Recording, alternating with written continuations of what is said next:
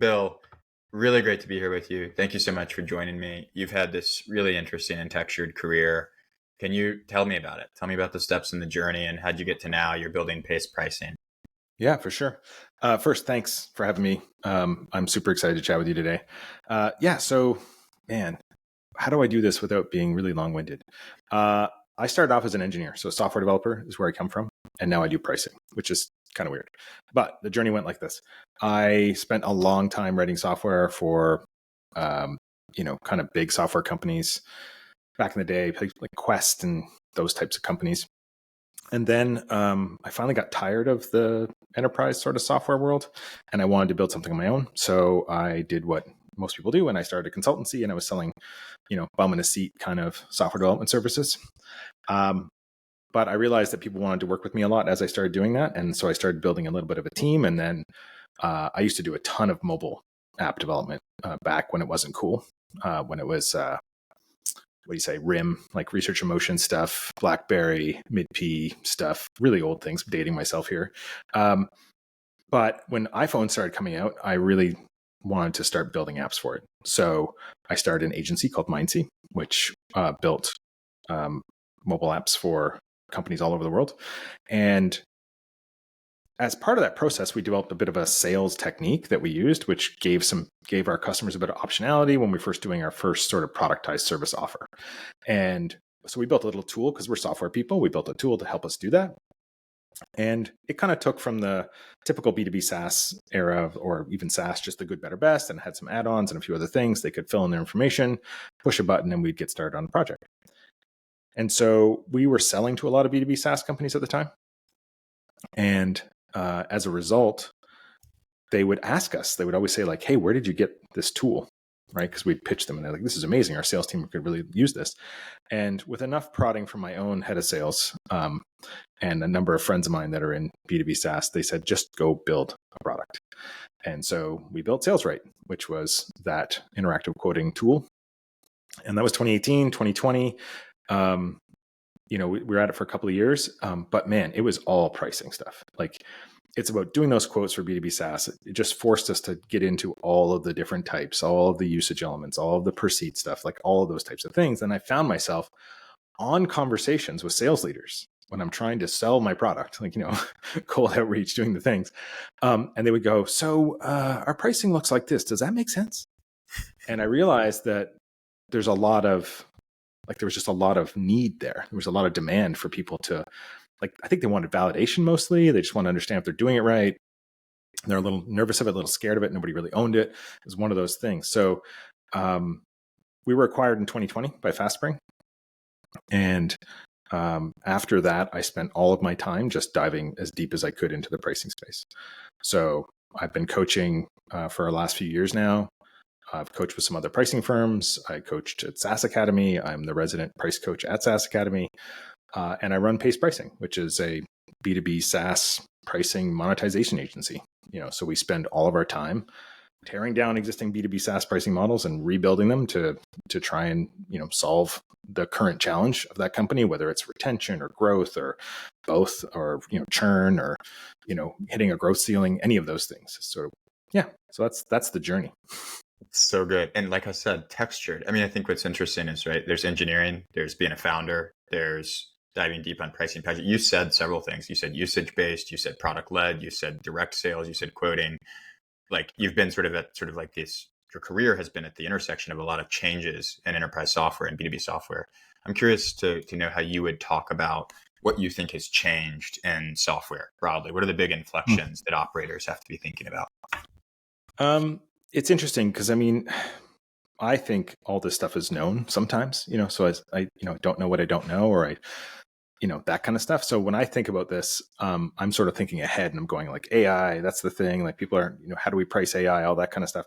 But really, I think the biggest thing is that there's still tons of companies just selling per seat, right? They still haven't adopted any kind of usage model. And for a long time, I think people were sort of pitching like, you're either subscription led, blah, blah, blah, or your usage. And I'm just like, that didn't make any sense to me as a pragmatist, as a software developer. I'm just like, well, why not both?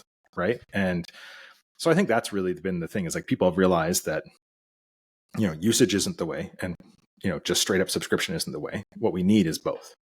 right? So the to me, the biggest thing that people are now focusing on since pandemic, just because of the economic conditions, is profit, right? And I think that's really, really important. And the fastest way to do that, I think, is from your existing customers. And to do that, you need net revenue retention over 100%. And so the best way to do that is to make sure that you have both like package expansion, like as people move from left to right in a traditional kind of good, better, best Goldilocks kind of scenario.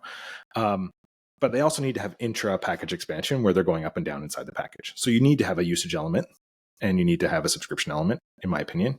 And I think those are the things that have kind of changed. I think that, I think Kyle Poyer would call it like the hybrid pricing model, that kind of thing. And that's really what it is. But for me, for a long time, I didn't understand how that was unique, right? I just assumed that was, and I'm not like, how do I say it?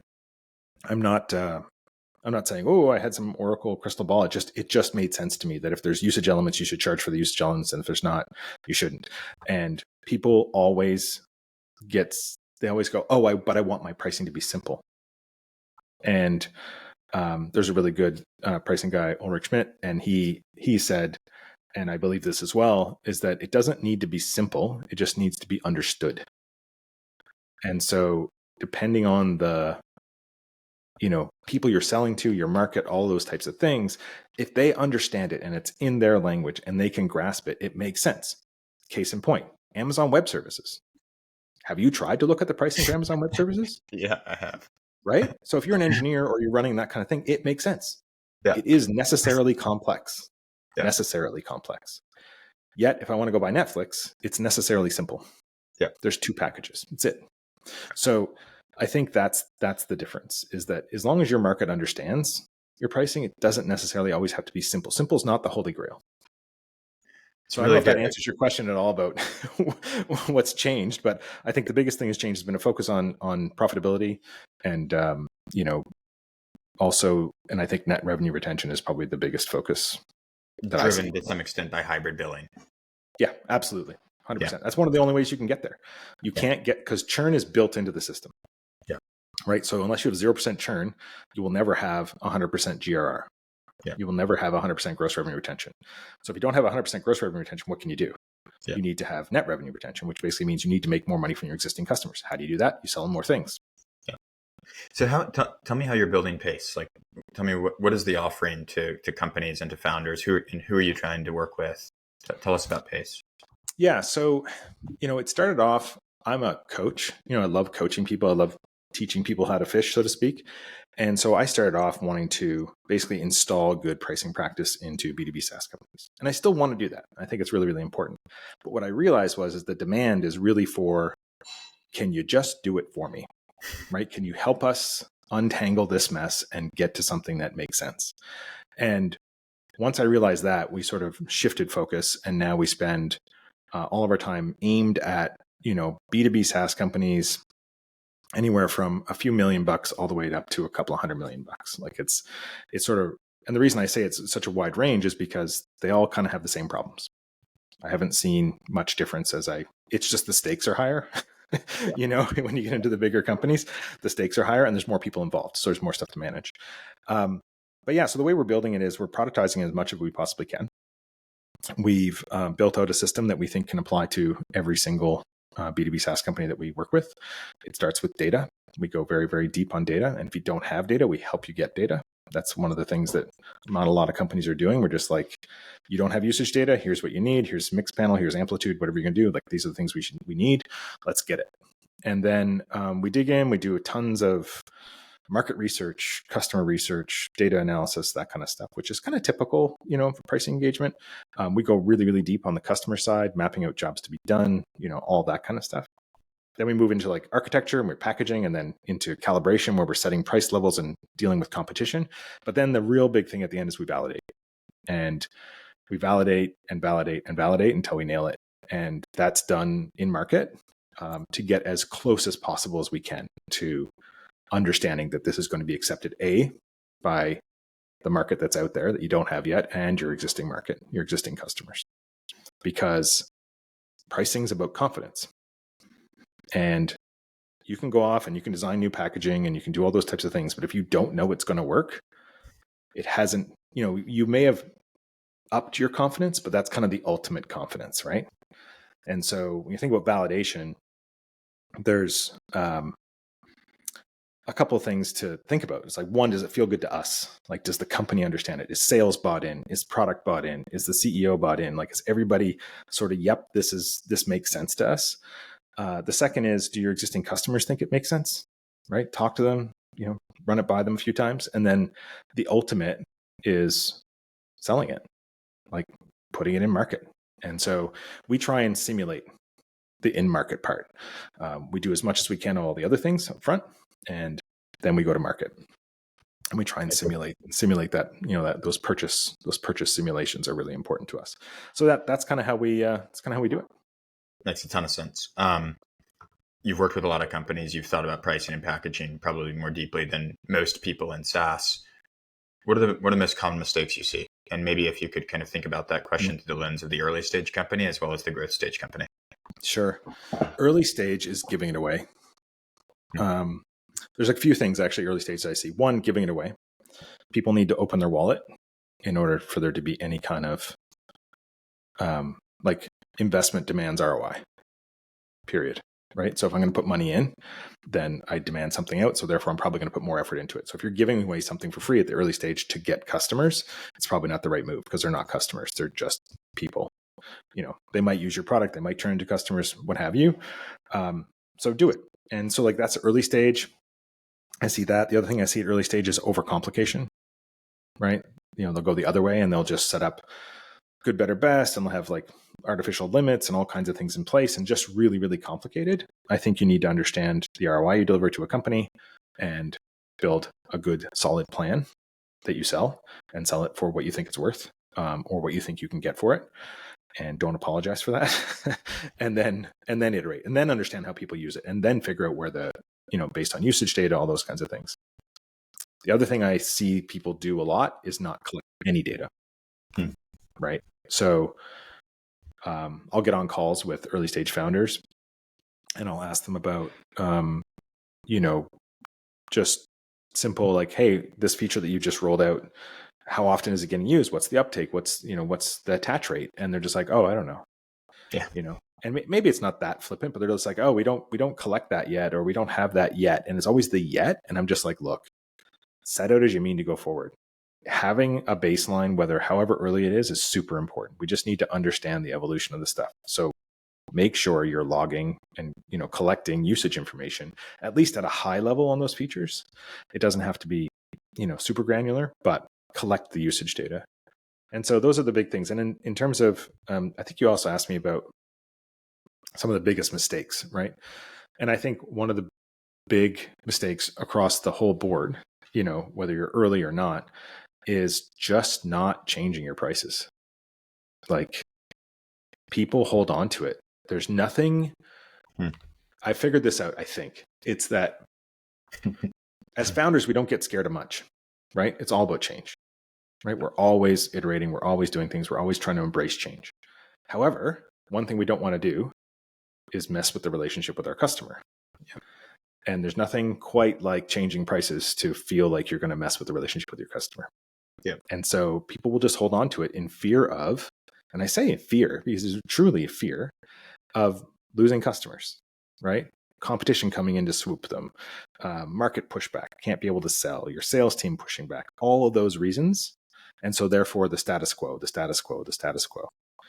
And pretty soon you've been at it for 2, 3, 4, 5 years and you haven't changed your prices, which is effectively a price decrease if you think about it. Like even when inflation was tiny, like that's still a price decrease. You're 5 years in and you're selling for $40. It's not $40 anymore, right? So I think that's one of probably the biggest mistake I see is people not changing it. And then, selfishly, I think the other big mistake is when they're in that situation is not getting help, right? Like, and it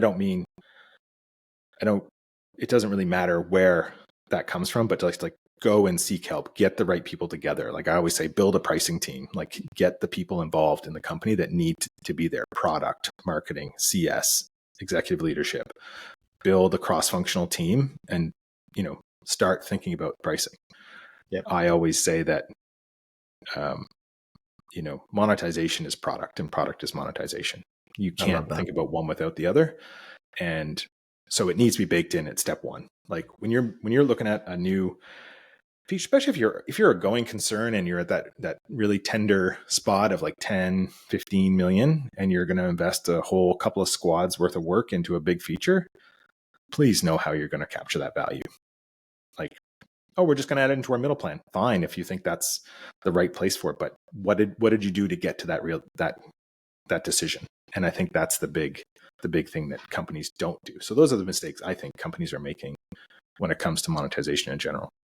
It's really good. A little bit of a similar question, but maybe I'm just curious if there's a difference. But what are the common misconceptions that companies have around pricing and packaging? Are they the same as the mistakes, or do you see misconceptions that kind of end up being like pretty significant and can Yeah, I think drive mistakes? one of the biggest misconceptions, I think one of the biggest misconceptions is that it's about what you charge, right? The price, like people call it pricing, when it's really monetization, right? But they call it pricing because they think they need to change their prices. But in actuality, it's usually deeper than that. It's usually around product changes, model changes, like how you charge is more important than what you charge every day of the week, right? Yes, the economics have to work, but if how you charge does not make sense for your customer and how they grow, you're just going to go flat eventually. So I think that's one of the biggest misconceptions, is that it's a pricing thing. And then the second one, what we charge. And then the second one is like, oh, we just need to change our packages around. And I think that's the other big misconception, is that it's almost never about we need to change our packages around. If you're already optimizing and you've already gone through processes to really get solid pricing hygiene in the company, then yeah, you might be tweaking, various features across things to drive people from package to package. Like a big one that I do a lot when I'm my coaching clients is like around entitlements. Like, how do we get people moving from left to right in the packages? And maybe there's too rich of an entitlement in a package and they just sit around for too long and they need to move up, but they don't. So like those are kinds of things you can change. But by and large, it's never really just about like, oh, we just need to do a packaging design exercise. It's all part of it, but it's very rarely those things. So, I think that's one of the big misconceptions, is that it's just people it's nebulous for a lot of people. They don't understand it. It's enigmatic, therefore they kind of steer away from it. They assume somebody else has it. They assume somebody else is responsible for it. And I think that's one of the big misconceptions, is just around. Yeah, it's really interesting. And just to play it back, I kind of hear you saying like people kind of often, the misconception they have is this is what we should charge or how we should pack it, or kind of what the price should be, what the packages should look like. What they're not thinking about is how should we actually monetize, which if they were asking that question, they'd be really trying to understand what is the most intuitive value to the customer, and does that align with the ROI they get from the product? 100%. Yeah. I work with a lot of customers where I see what will end up, the common complaint will be, we have this group of users that use it this way. They're like, I think of a payments processor, like they're low volume, but high value. Like they send a lot of big invoices, but there are very few of them. And then we have others that are really small invoices, but they send thousands of them. How do we, so they're clearly getting, who's getting more value and how do we, and so those types of problems are about how you charge.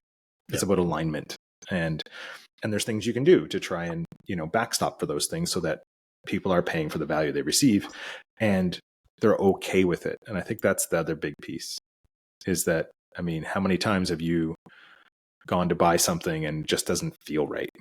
Like it doesn't feel fair, like, why are you charging me for this when I just want to do this, So yeah, that's one of the big things. I think you're the only person who is running a pricing and packaging agency, as you described it, that I know that was also a software developer before this job. Thanks. And pricing, I think pricing and packaging impacts developers a lot, Mm-hmm. and it impacts developers, especially as companies scale. And I'm curious if you could speak to what do engineers and what do engineering leaders not understand about pricing and packaging and the systems that govern pricing and packaging in an organization that they really need to understand? Yeah, that's a good question. I think there's a lot to be said for subscription management platforms and trying to adopt one early. I see a lot of engineers start with the typical, if it's not invented here kind of thing. It's, so they'll just use Stripe raw and they'll just go ahead and start doing those types of things. But once you start getting into, sales led stuff and you've got maybe custom deals happening and different things, how do you account for all that side inside the product? Like, how do you make sure that it's all right? And how do you make sure it's accounted for correctly when someone like me comes along and we have to do like a big analysis? Like we did one earlier this year and they are using a subscription management platform, but they still had this problem. They had 1,400 custom accounts, custom subscriptions, just because it wasn't flexible or they didn't understand how to use it. So I think from a product development perspective and an engineering perspective, we need to make some kind of contract, like a development contract between the subscription system itself and how the product works. And so that you can rip and replace if you need to, but also so that you can control things like entitlements and, which features are on or off and all that kind of stuff. So I see that's a big mistake and I think it's due to complexity, honestly. When you're scrappy and you're first starting out, you're just like, yeah, we'll get to it. But then you've got debt. Then you got tech debt and you haven't done it. And it's going to be a pain in the butt. We started off, when I built SalesRight, we started off probably overbuilt, to be honest, because I'm an engineer. But we started off with Chargify, which is now Maxio. And, we built it into the product. Like you can just upgrade seats. So from day one, you could just go in and add seats and pay for it. And you'd get your whatever deal we gave you at the time, it would show up. And like, we just did all the work to make that happen. We didn't do the thing where I think we had launched Darkly in place at one point. We also used a lot of like Google, I don't want to say, maybe it was Google Tag Manager, but whatever, like one of those configuration things that would push things down around entitlements. So we had a number of things configured, but still we could never get away from Chargify if we wanted to. So I think that's some of the big mistakes. It's like build the product with all that stuff in mind and then have something else, connecting to it to actually orchestrate how those things are put together. So that's one of the things I think people are making mistakes on. Yeah. It's like pricing and packaging is not a first-class citizen in the product yet. Yeah, and it needs to be. It really does. Engineering is not necessarily involved in the actual pricing discussion itself or the packaging discussion. Sometimes they are, sometimes they're not. I find like they're not the ones at the table necessarily, but they have a huge role. Yeah, because they're always brought into like whatever implementation or iteration or change. Yeah. The big question I ask is this possible?